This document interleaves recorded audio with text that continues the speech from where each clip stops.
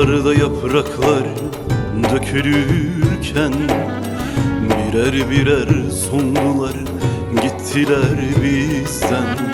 Sonbaharda yapraklar dökülürken birer birer sondular, uçtular bizden.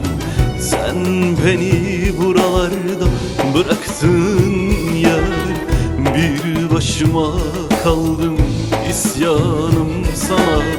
Sen beni buralarda bıraktın yar, bir başıma kaldım, isyanım sana. Duymazsan sesimi ey nazlı sevgili, nasıl yaşarız biz özgürce ikimiz?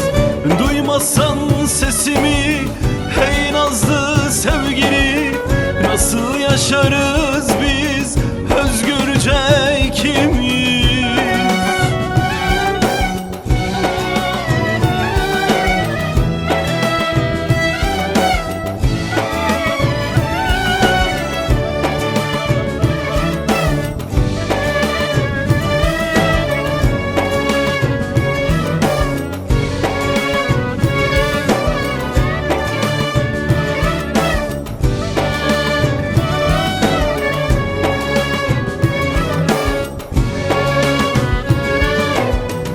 Aylar geldi geçti, bize bahar gelmedi.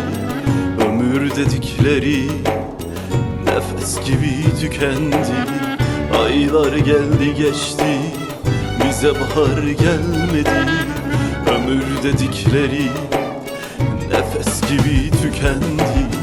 Sen beni buralarda bıraktın ya, bir başıma kaldım, isyanım sana. Sen beni buralarda bıraktın ya, bir başıma kaldım, isyanım sana. Duymazsan sesimi ey nazlı sevgili, nasıl yaşarız biz özgürce ikimiz? Duymazsan sesimi hey nazlı sevgili, nasıl yaşarız biz